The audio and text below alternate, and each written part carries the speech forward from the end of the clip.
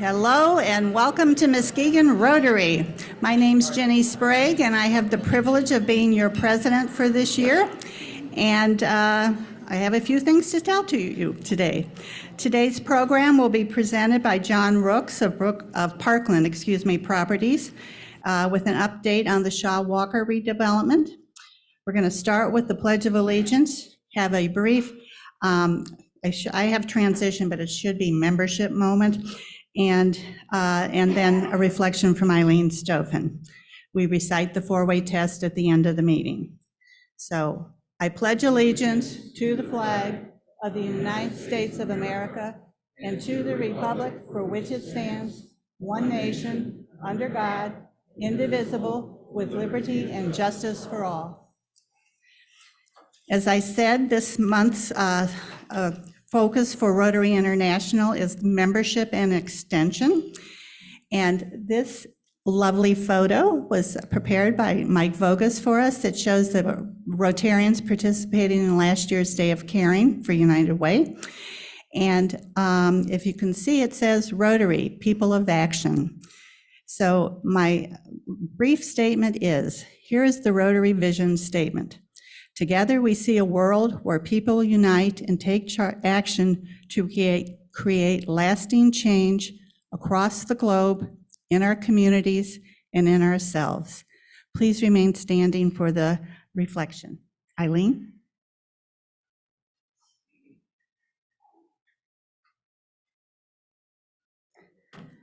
Thank you. Gracious God, we appreciate this good community for our heritage. May those whom we entrust the authority of government be wise and able leaders who are charitable and promote the well-being of all people. We desire honorable industry, sound learning, and pure manners in all dealings. Keep us free from discord and confusion in discussing and planning for our future and envisioning how Rotarians can make a difference. As we continue to be amazing in Muskegon, take away any pride, ownership, and arrogance, or whatever else may hinder us from being united, all the while telling others to watch us go. Very nice. Thank you. Okay, you may be seated. Enjoy your lunch. We will resume the meeting at 12:15, so you still have a little time to eat. Enjoy.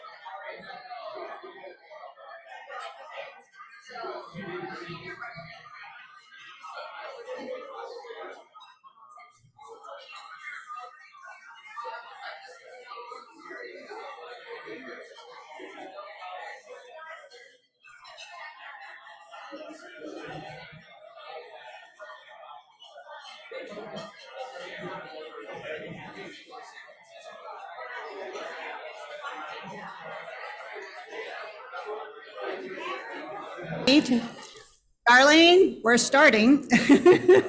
So, okay, we are starting with visiting Rotarians and guests. So if you have a guest, if you would please come up here and get in line. And I will introduce my guests first because I get to do that. So I have with me my son, Steve Sprague, my oldest grandson, Hunter Sprague, and they are visiting our family for the weekend. They're from Milford, Michigan. Steve this is his third visit to Rotary. He came twice during high school, but now as a grown-up visiting, he works for the Rybar Group. And what was the other thing I'm supposed to say? Oh, well, anyway, he works for the Rybar Group, and we're delighted to have him here. My grandson Hunter is a rising junior at Milford High School. He plays football and is part of the snowboard team too, and enjoys school, I'm sure. Welcome, guys. Okay, you can sit down now. Thank you.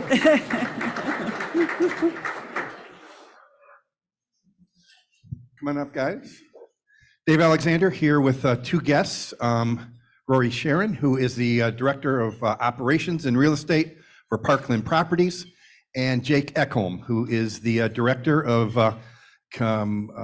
Development Services for the City of Muskegon. They're both here to hear our program today. Excellent. Welcome, gentlemen.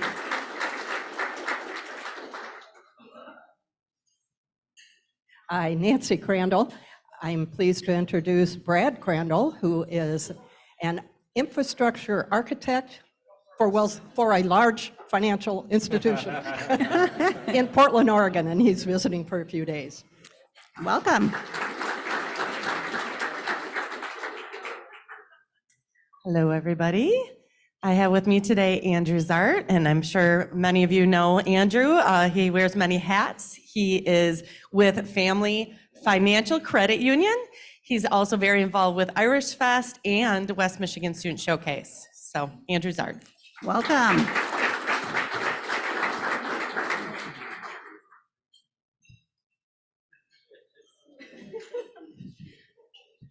Good afternoon, Myra Dutton from HGA Support Services, and I have with me today Carly Andrews, who is our HR finance person at HGA. Thank you. Welcome.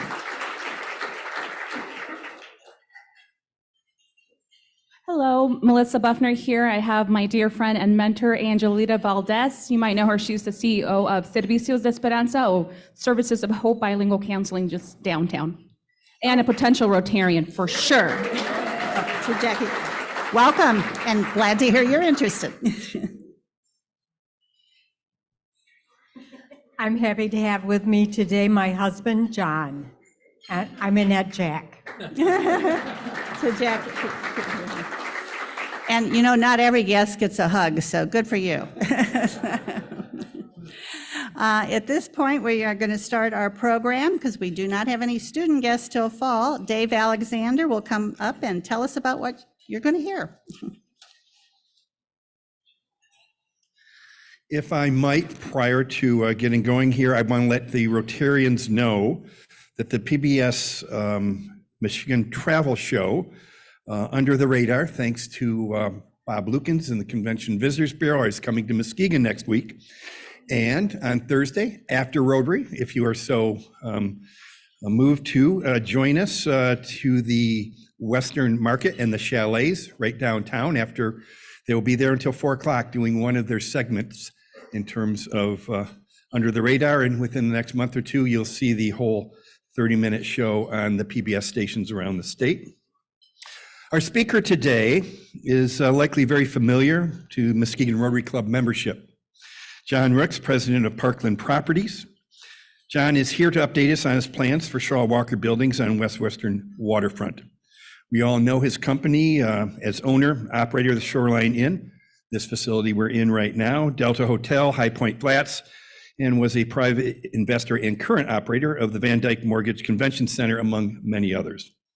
John, we look forward to seeing the latest plans you have for our town.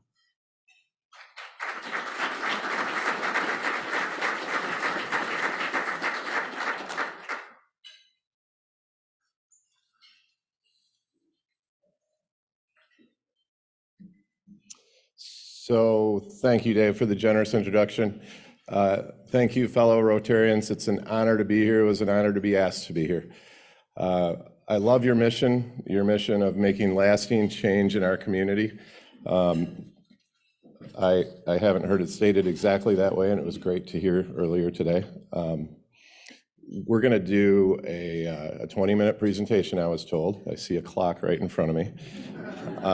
There's two parts. The first part is a presentation that's a little bit about Parkland.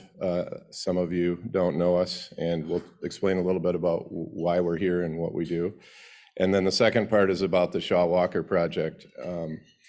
It's a little abnormal for us to talk about a project that we haven't started construction on, usually because we try to let our own work speak for itself and do the talking. And we don't usually announce it this way, but Dave asked us to, and it's hard to say no to Dave, as you all know. So we are a real estate development and now hospitality firm founded in 1988. So it's sometimes embarrassing to say that I've been in business for 35 years and started it from scratch. It shows my age. But we employ over 250 people, primarily in the greater Muskegon area now. One of the things that comes out in the Grand Rapids Business Journal is these ratings on large real estate firms, and it doesn't seem like it, but we're one of the largest real estate development firms in West Michigan in terms of square footage of properties owned or managed or under development. We really only do two things. We try to keep it simple. We just do projects within a 45-mile radius of Grand Rapids, and we typically will only do projects that are either connected to Lake Michigan or one of its tributaries, or we do urban redevelopment projects. We thought that would keep us small and narrow and focused, and it's worked. But when you're in business for 35 years, one thing leads to the next, and you just keep doing new projects. We focus on performing projects that are catalysts for communities. Our idea is it's more fun to do impact investing. If by chance we don't make money, at least we've done something good. We enjoy recycling buildings by finding ways to take 50,000 square foot or larger buildings and making them useful again. We've done 5 big projects like this. So 14 years ago, it brought us to Muskegon. In 2009, we decided to start buying Muskegon property during the recession, feeling like it was a great time to be ahead of the curve, or at least slightly ahead of the curve, which is what we have always tried to do in other West Michigan communities. This allows for making the biggest impact, being a catalyst for other developers, showing other developers that it can happen and it can work, and also it's a good business model. So the projects on the back wall are some of the projects we're proud of. There are 25 projects completed in the last 35 years. They all have something in common. They're all large, they're all complex, they're all, most importantly, impactful by being positive catalysts for the 9 communities we were in. But the one thing they don't have in common, they're not always profitable. But yet we don't regret a single one of them because they made an impact. I won't go through all of them, but I'm going to talk about the 4 or 5 that are the most similar to Shaw Walker. But they range from home site developments like the 47-acre project on Spring Lake, and they range from hotels to office buildings, marinas, anything that fits our model of waterfront or urban redevelopment. The firehouse is on there. That's where our office is. It's right across the street from City Hall. It's a small project, but it's fun to be there. And if you go to the next page, the tall building on the left is an adaptive reuse project. It's 13 stories. It's a Greek Revival building. It was the first building that was redeveloped in Monroe Center Street in Grand Rapids when all the buildings were empty. We took a risk.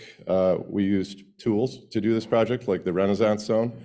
We brought people downtown. This was done in 2002. The next picture to the right on the top is the boardwalk. We added a pool to the courtyard. We added all these balconies. We tried to make these units that looked into each other's windows cool by having all these amenities, and surprisingly, they sold out faster than the ones that were facing the river. The building on the right at the top, you recognize, that's got Confederate gold in it. We still haven't found it, but we thought that was a good investment if we could find the gold. But we've got 47 happy apartment dwellers in there, and somebody probably works there in this building. The First Family Financial building is in there, or financial organization is in there. They're one of our favorite tenants. They built out an incredible space. We love it when we have great tenants, and they're one of them. The building at the bottom is probably the most complicated project and the most similar to Shaw Walker is the Union Square building. It was this highly complex school renovation that was the biggest high school in Grand Rapids that was likely going to be torn down because it's super close to the highway. We had to come up with ways to make it attractive, even though there were crack houses across the street. And there was a highway that ran about 30 feet away from the windows. So we used laminated glass, and we did a bunch of things to fight the noise. And we worked with the police department to cleanse the crack houses, and we won a huge neighborhood revitalization award in Grand Rapids for this project. But it was like exploratory surgery because it was such a weird building that there's no two units alike. The marina on the right down there is my first project. I did it in Montague, which is kind of weird because I came full circle back to Muskegon County. That was what I started 25 years ago with a tiny little phase of boat slips, and one thing led to another, and I was able to get more permits and get more phases and be able to finance the back part of the project, which was 45 condos, a hotel, bought the city hall and converted it to office, and added a bunch of boat storage that I hid with the condominiums and got permits for it because of that. I think at that point I became Young Entrepreneur of the Year when I was 29 with the Small Business Administration. So that was a feel-good moment and gave me the motivation to keep going. So next slide is just the boardwalk, which is the largest condo project in Grand Rapids. It's 400,000 square feet. It has 256 condominiums plus another 150,000 square feet of office that we still own today. The picture above it is also that same project. There's more pictures of Union Square with a pool on the roof, which that's the sizzle that sells the steak to make people want to live next to the highway and show off their bodies, I guess, to the people driving by. And the bottom left one is the first project I did in Grand Rapids when I was trying to retire at age 40, and I was ready to just be done. And then that started the whole Grand Rapids problem of me becoming addicted to real estate again. And that I added this glass room on the roof, which is kind of when I started doing rooftop decks, and I picked that up from traveling overseas and seeing every other country doing rooftop decks everywhere. So I brought rooftop decks to Grand Rapids. And we did that on all our projects, and you can see it on the top of the boardwalk on the right. You can see it on the top of the Union Square project as well. And then the next slide, we're going to switch subjects. So we talked too much about Parkland, I'm sorry. We love our company, we love our employees, we've got this great staff, but now we want to take their attention and put that on Shaw Walker project. Shaw Walker project was amazing because it became such a huge part of history, but more importantly, it was grown right here in Muskegon starting in 1902. And by 1951, just 40 years later, it was the largest maker of office furniture and filing equipment in the entire world, and it had over 1,200 employees. It was a place where everyone you know in town, whether it was a brother, a sister, a mom, or a dad, or a relative, or a grandpa, or a kid, or a best friend, somebody worked there that you knew. And it played a huge role in bringing Muskegon to the place it is today, and then thrived for many, many decades. But then eventually, like many companies, it was sold and the majority of the furniture factory is abandoned. That happened in 1989, ironically the same year I started my company. So then fast forward, there's this glorious moment in 2001 where the project 11 years later is sold to a Brooklyn-based real estate development company. And they did great things with the first phase. They built 55 units. They're beautiful units. They did a great job, but then it stopped. So only 1/7 of the building was complete. Of the 7 buildings, 1 building was complete, which is about 1/7 of the whole project. And then it stopped. So the fanfare was huge at the beginning. They were great at the gate, but they just didn't have the stamina to finish the project. So, you know, they did add the event center, but then it took like 18 years. And then finally, it went through various lenders and investor groups, and then a private equity group that bought the bad loan from the lender, blah, blah, blah. And then the price became reasonable, and that's when we bought it. Because we have completed every project that we've started. We've never bought something and not done the project. And we were worried that we might be the best buyer for it. And I had a big birthday, and I looked in the mirror and decided this would make me feel young and vibrant again, so let's do it. Coupled with the fact at this point, it's a great time to introduce Rory Sharon, who should stand up because he's the one who convinced me to do it.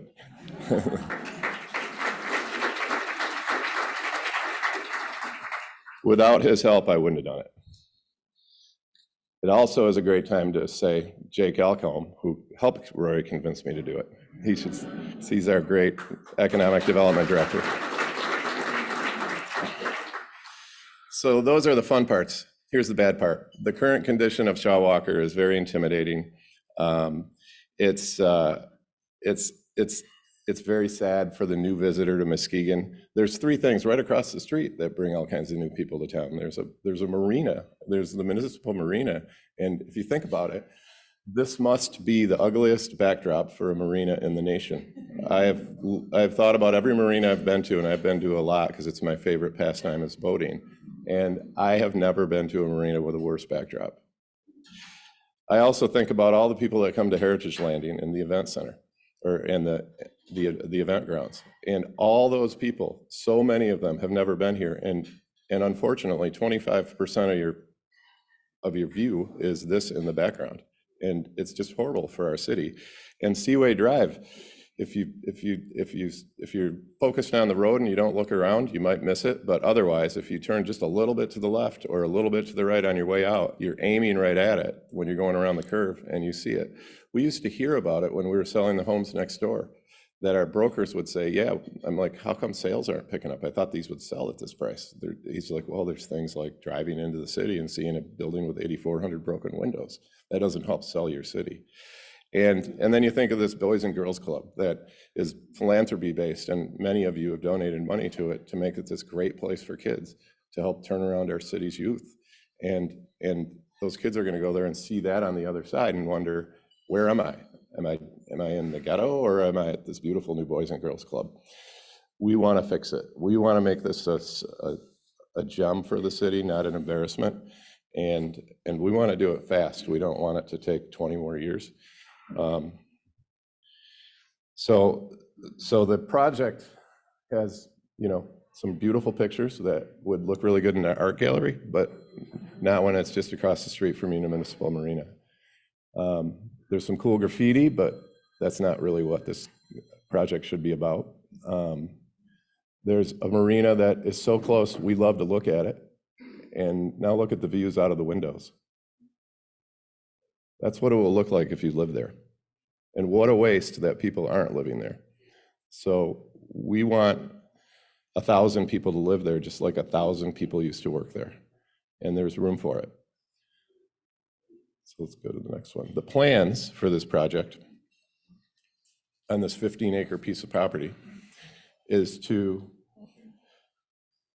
take the area highlighted in yellow and focus on 2 phases. One phase would be this part.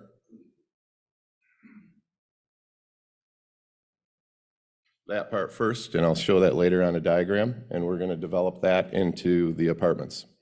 And the part in the very front would be condominiums, the part closest to the lake, and we'll do that second.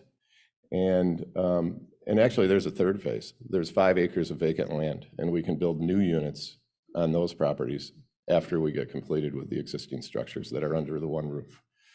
The number of units would be 533 units. If the average number of people living there is 1 person, we put almost as many people back in that building as when they worked there. And it does some great things. There's a recent study many of you know about, and some of you might not, that shows we need 3,000 additional housing units in this community of 15,000 housing units. That's a tall order. It's never been like that before. These housing units, it's a complex, transaction. You ask yourself, why do we need more housing units when we don't have population growth? But that would take me an extra 5 minutes to explain. But the bottom line is, we need the housing units, and we can do 20% of those housing units in one project under one roof. And that's what we want to do. And we want to provide a broad range of options, but one area we're going to specifically target is the attainable and workforce housing need. Attainable is not affordable housing. Affordable housing is when you have to qualify because you have a low enough income to live there. Attainable housing is for a lot of people that we all know, the nurse or the fireman or the policeman or the construction worker or the person that works in the hospitality industry or at the hotel industry and makes too much money to qualify for affordable housing, but can't find a place to live because they're between 80 and 140% of income in the median. And there's nothing available that's nice because they might have kids to take care of or college payments to make or child support payments or a truck payment, or they might be divorced and single and their income's dropped. Their income is partially slashed. So they just can't find a great place to live. We want to build those. We want to offer those at the right price. We want to provide a lifestyle that's unparalleled in Muskegon. We want to take that building and not just build the 533 units. We want to add support retail to the project, just businesses that will make it a better place to live, like a restaurant, a bar, daycare, pet care, hair salon, massage therapy, fitness center, coffee shop, all of the things that make it a great place to live. This is the project in Michigan that will be the most like the biggest cruise ship in the world that you've ever seen. More amenities than any project in Michigan. Much like the boardwalk, we did the same thing there. We didn't know how it would be accepted, but it became the fastest selling piece of real estate in terms of a condo project in the state of Michigan that ever happened. We had 1 to 2 closings every day. In that case, we did all condos and not apartments. But the amenities will be the sizzle that sells the steak. This project, because of its size and its volume of units, needs velocity to fill up in terms of rental occupancy and also condo sales. So the only way we do that is with the great residences themselves, excellent location, which it already has, and incredible amenities. But also, we've learned that price elasticity is very important. We want to be affordable in pricing. We want to be the best deal in town, 10% under the market, whatever it is, whether it's a for sale or a for rent product. The project is 730,000 square feet, so it's the largest known adaptive reuse project in the state of Michigan. But this single project will provide more housing than the combination of every project we've done, and actually we counted them all, every project that's ever been done in Muskegon during the last 30 years. So the biggest impact is when a community needs over 3,000 units and we can do over 500 in one project. So these are the pictures of what we hope it will look like when it's done. The dog park's in the front corner. The units on the ground are the pet-friendly units. They all have private fenced-in yards where you could let your pets play. Those 4 panel of glass things that you see in the window openings are where the brick's removed. It's cheaper to, instead of tuck pointing all the bad brick, we remove the brick and put glass in. And then it brightens up the units. They're bright and light, and 3 panels slide in front of the 1/4 fixed panel and opens the entire unit to fresh air. The apartments are French balconies. The condos have recessed glass walls that are 7 feet back from the edge, and then they have a glass railing, and then there's a covered veranda where you can sit in the rain and look at the lake. The top units will have circular staircases that can go to the rooftop off the veranda, so you don't have to build a little house on top. And then you could have a rooftop deck with a jacuzzi. The common area pool will be much like Union Square, just bigger. And then there will be a second platform deck that I always regretted we didn't do a second platform with a cool stairway that goes up there, but that would allow you to get, so the cool thing about this is the pool's on the 4th level and the top of the 4th level, and the building's 5 stories. So those 2 rooms around the pool can be 2 clubhouses. One's reservable and one's not, because our condo owners always fight about whether or not it should be reservable or not reservable. So we'll just build 2. One might allow kids, one might not, but there's ways to solve problems. You just build 2. And then you go to the rooftop of the one clubhouse, and then you'll see over the entire building, and you'll see the sand dunes in the background, the channel, the sunset, and even Lake Michigan. Then go to the next one. The hot tub will stay open year-round. The pool will shut down in the winter. And then you'll see here is a porch that's 30 foot tall, and that's where the restaurant will pour outside, where you can have indoor and outdoor eating, and your pets can be allowed there. And that's the 30-story porch. I don't know, maybe we'll call the restaurant the porch or the dog pound or something. And then the next one would be, we're going to keep that smokestack in order to tell the story of the history of the building. We're going to somehow incorporate the Shaw Walker name into the project, either SW Lofts or SW Flats or some other name. And then you can see our designer got a little creative with the boats. I think she didn't know how to draw boat slips, so she just put a bunch of boats there. And she must have decided that a best view was from a swimmer's view in the marina, even though it's not allowed. So then the next one is the view from outside. Once again, our designer forgot the marina, but that's okay. But that's just an idea of what the window system will look like. And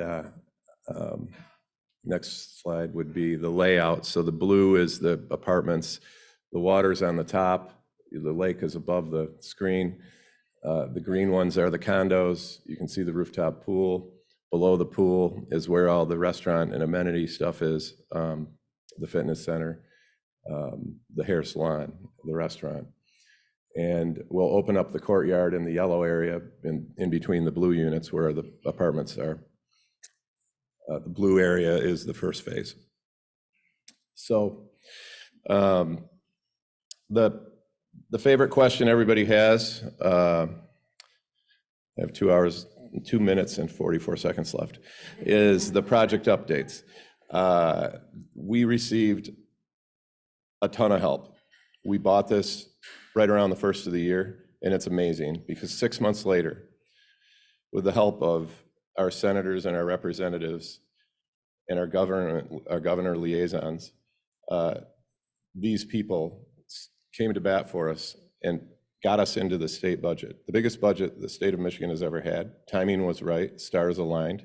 Many, many people in this room, too many to name, but I'm going to name a few, helped us organize letters of support and I call them ambush phone calls during the key voting weeks of the House and the Senate. And we received the help from neighborhood associations and but specifically Jake, our economic development director, Jonathan, our city manager, our assistant city manager who's here. We've got Kathy and Marla from GMed. We've got neighborhood association people. All those people that helped us, please stand up. Because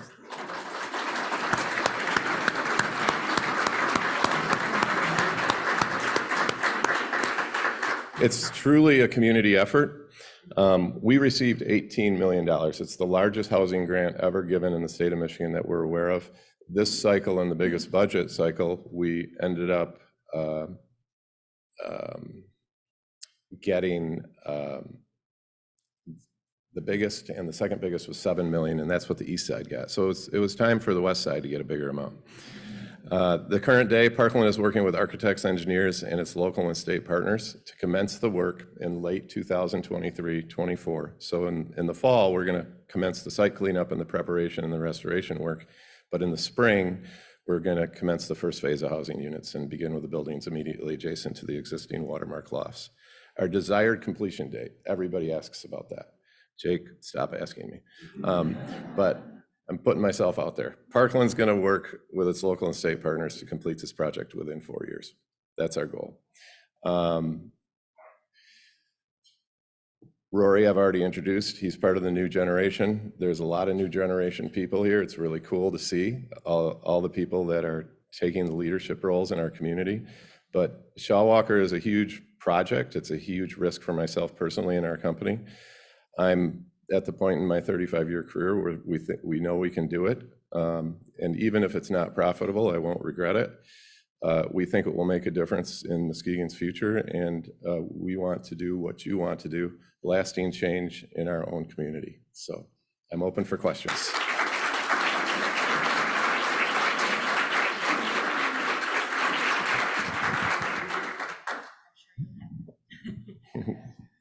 John, I want to salute you for being one of the first Grand Rapids investors, developers to come to the lake shore here.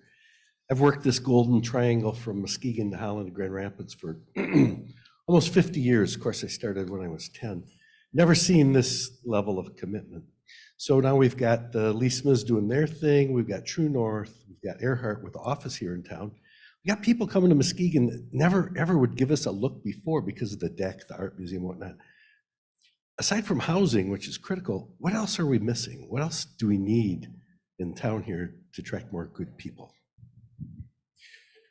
Well, there's so much happening already. I'll just talk about, to keep it short, because I think I went over time. I can't understand the clock. But the art museum's amazing. The cultural attractions are amazing. The event venues are amazing. We have this park, the Michigan Amusement Park. All that's great. We need things that make people come here in the off season. The convention center was part of that. That was part of the mission. Let's make this place thrive year round instead of just in the summer. The next one that I think, to answer your question very bluntly, was one word: aquarium.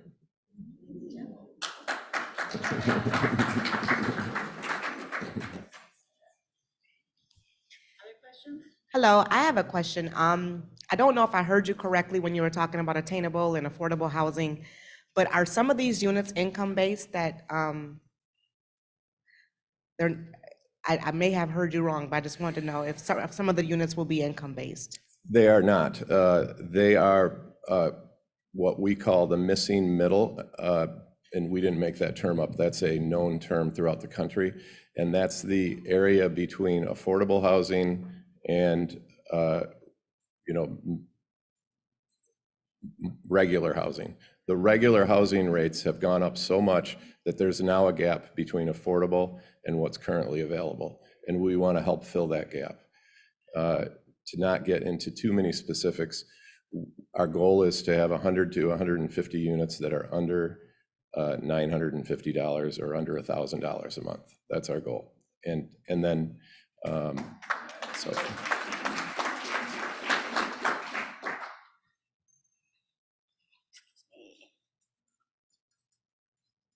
She's coming, it's a big room. What will the square footage be of each of those apartments? What will the range be? There will be, so we haven't finished our architectural plans, but there will be designs that will be finished probably within 2 months or 3 months. And that question I could better answer at the time, but the range will be from studio size up to 3-bedroom on the rental side. And then the condo side, there will probably be options to combine units, so the sky's the limit, but they'll range from 2 bedrooms one bedroom, two bedroom, three bedroom and up. But there will be a big section around the courtyard that will be studio primarily. One more question.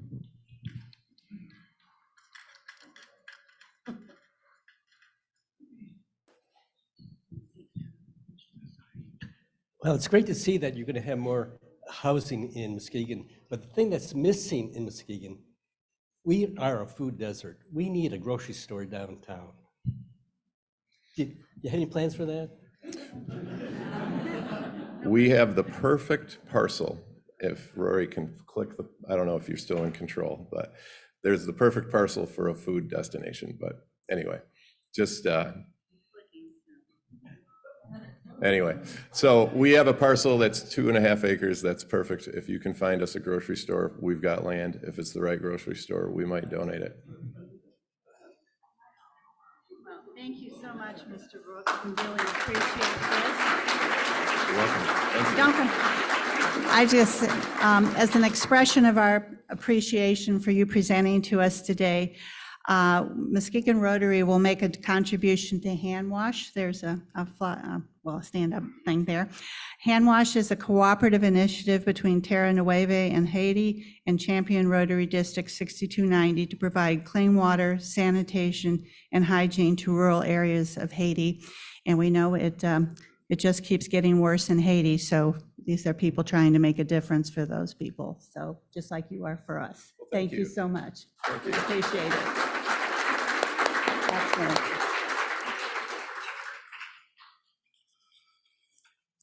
Next, we go to birthdays. And we have 4 names here for today. Rita Cavanis, August 3rd, so happy birthday today. Mark Myers, August 8th. Nancy McCarthy, August 8th. And Frank Peterson, August 9th.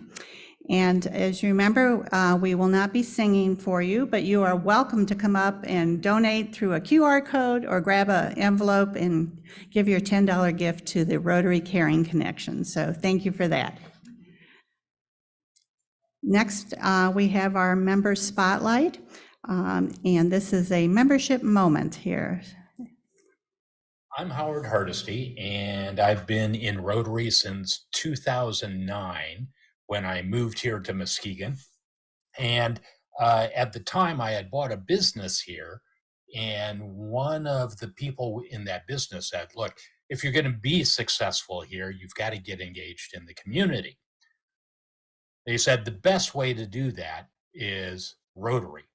And I didn't know much about Rotary. I investigated, Googled them, and it was something that spoke to me. And when I went to that first meeting as a guest, I was impressed at just the size of the organization.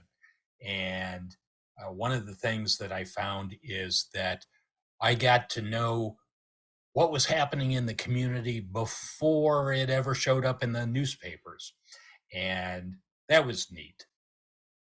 For me, because I helped chair the orientation committee and do the orientation, one of the great things that I get to do is meet every new person coming into the club. And also I get to hear about their interests and see all the committees and their presentations. And so that's helped me a lot to understand kind of the breadth of what Rotary does. And for me, it introduced me to other committees like DEI, which I think is a dynamite committee and is one that makes a real impact on what happens here in Muskegon. And so for that, I am ever thankful for what Rotary has been able to do for me.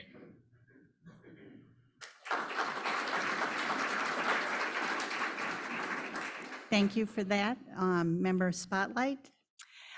We don't have any inductions this week, but we do have a Paul Harris Fellow Award. And Meredith Smiley, if you could come forward and get us going on this, that would be awesome. Thank you.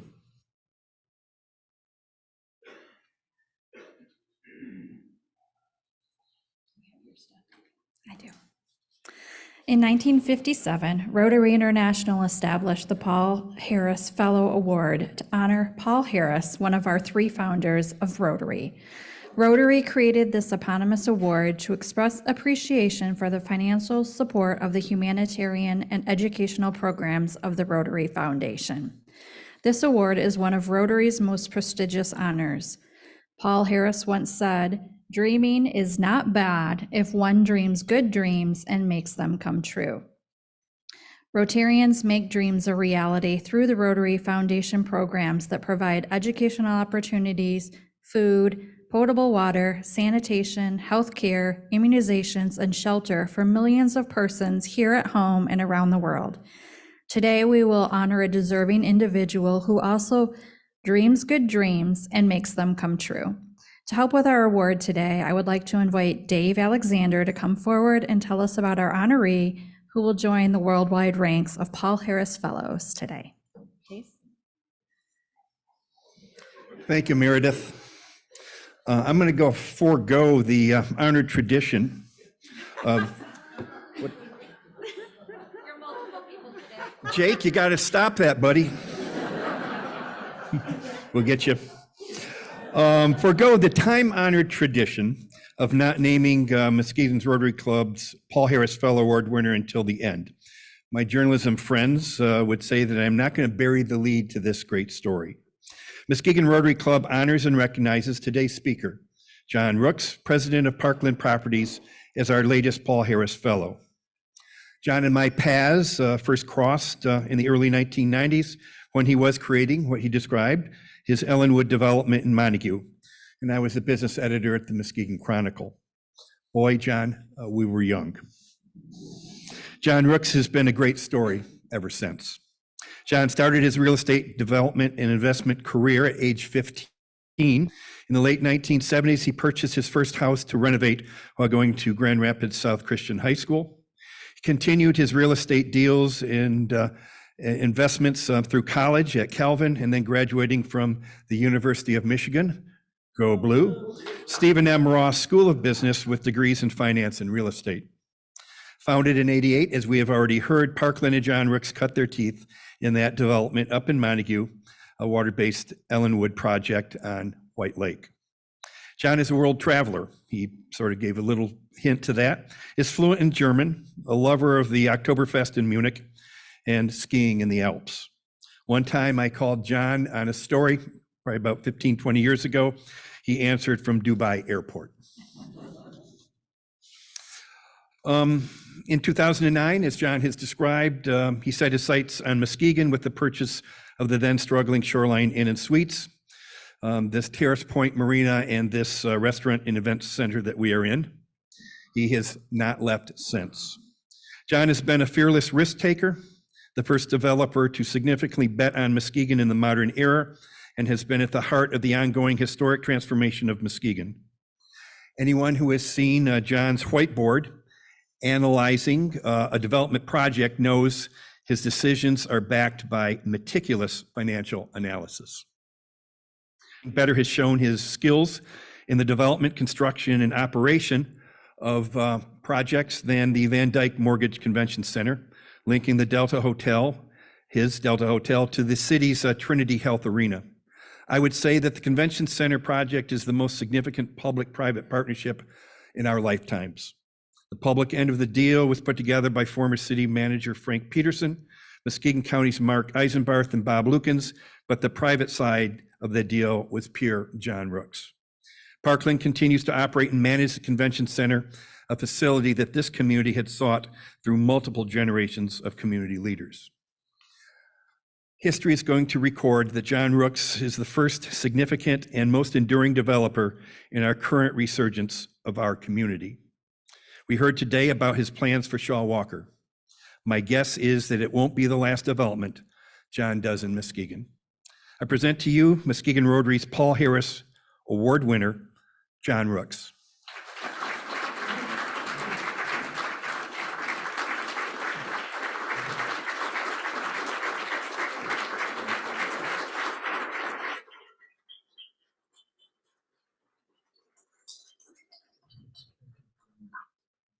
We'll give you a minute to say a few more words.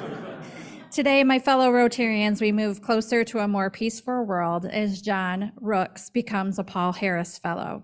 John, you're being recognized today as a Paul Harris Fellow in appreciation for how your life exemplifies the humanitarian and educational objectives of the Rotary Foundation. You were designated to receive this recognition by Don Crandall and Dave Alexander. On behalf of the Rotary Foundation Board of Trustees, you receive 3 emblems of a Paul Harris Fellow, a lapel pin, a medallion, and a certificate that states you have been named a Paul Harris Fellow in appreciation of tangible and significant assistance given for the furtherance of better understanding and friendly relations between peoples of our world. We encourage you to wear your pin to demonstrate your support of the Rotary Foundation programs that save and invigorate people's lives worldwide. Please accept our sincere congratulations and appreciation for your commitment to our shared world vision of peace and goal, our shared world understanding and peace goals. Rotarians and friends, please stand and recognize our newest Paul Harris Fellow in the world, John Rooks.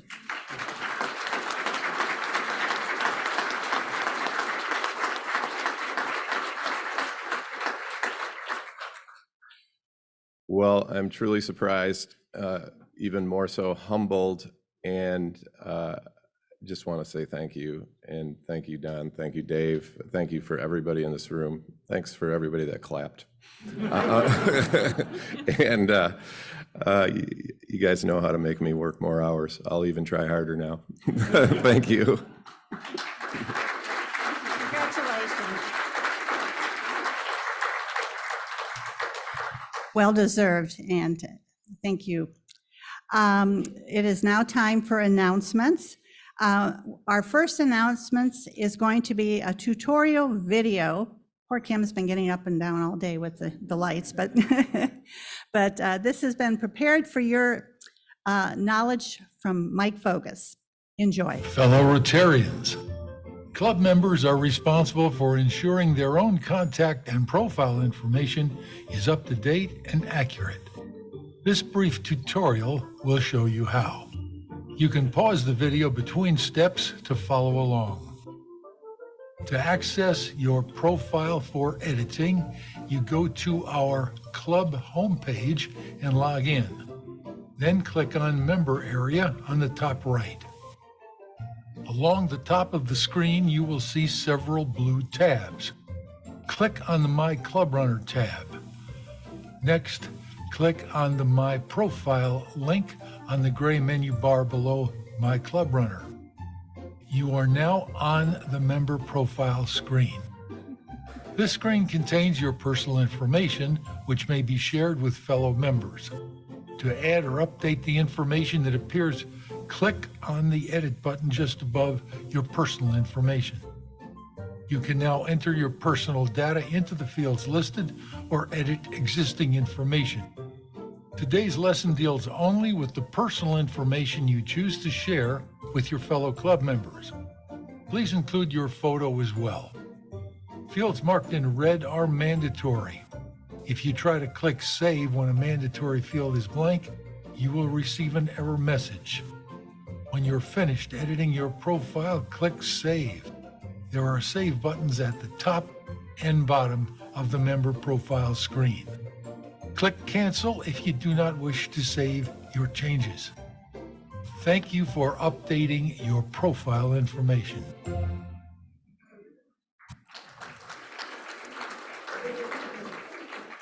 So, you can say, what, me worry? And you can do this. And this is very important as we're working on our new directory, because everything that is in that directory comes from your profile. So we really want a picture of you. It doesn't have to be Mike's sample picture. We'd really like one of you, because that helps our greeters. And then all the information, as Mike said, that you wish to share. So thank you for that. I do know a couple people wanted to make announcements. I'm just going to say that the Rewind will meet this evening at 5:15 at Walker's in the Delta Hotel. And I know Tim and Roger Morgenstern have announcements, so go ahead. Thank you, President Jenny. I learned in some class that I went to that you've got to hear something 7 times, 7 different ways for it to stick. So this is like item number 3, but you're going to be tired of us by October. Harvest Fest, October 26th at the Culinary Institute of Michigan. We need to sell tickets. We need ticket revenue because it helps us pay the bills and it helps us plan how much food we're going to have for y'all. I lived in Southern Ohio for 9 months, so I can say y'all. But go to the Eventbrite site. There are links from the RIM. Get into the newsletter. All the links are there. Tickets are $65. Get you all the food you can eat, great music, great networking, and a initial drink ticket. There will be more drink tickets available on site. But prices go up in late September, so buy them now, please. Thank you. Thank you, Jenny. I'm here on behalf of Andrew Cutler to announce the fact that we need signups. We have approximately 50, or at least before today, we had 50 openings for workers for that evening. I believe it's August the 18th. Please take a look at that if you haven't already signed it. We have had announcements from Kim Boersma using the Sign Up Genius. That's a great tool, a great way to do it. I encourage you to help us out on this, and thank you very much. Yeah, did you pass the clipboard around so they can sign up? Yeah, so there is a clipboard going around and the openings are highlighted. So sign yourself up, sign up the person next to you. They'll be really pleased if you do that, as will we. So thanks a lot. I have one more announcement. I just wanted you to know that this doesn't say kick me. It was Jake Eckholm's name badge. So, anyways, time for raffle, and Steve Tomzak has that for us. So what are we drawing for first? $20.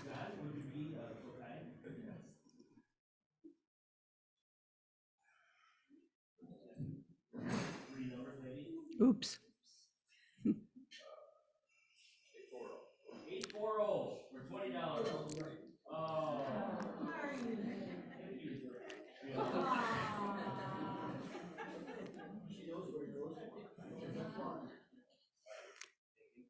Is this for 10 or 5?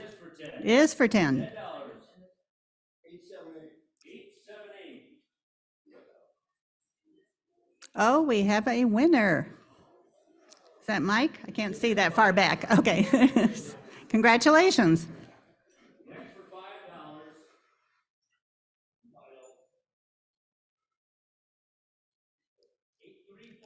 834. Congratulations to our winners. Okay, next week's program will be Life Leadership and the returning exchange students. And if everyone will rise, we'll recite the 4-way test. Thank you. Of the things we think, say, or do, is it the truth? Is it fair to all concerned? Will it build goodwill and better friendships? Will it be beneficial to all concerned? We are adjourned. Go create hope in the world.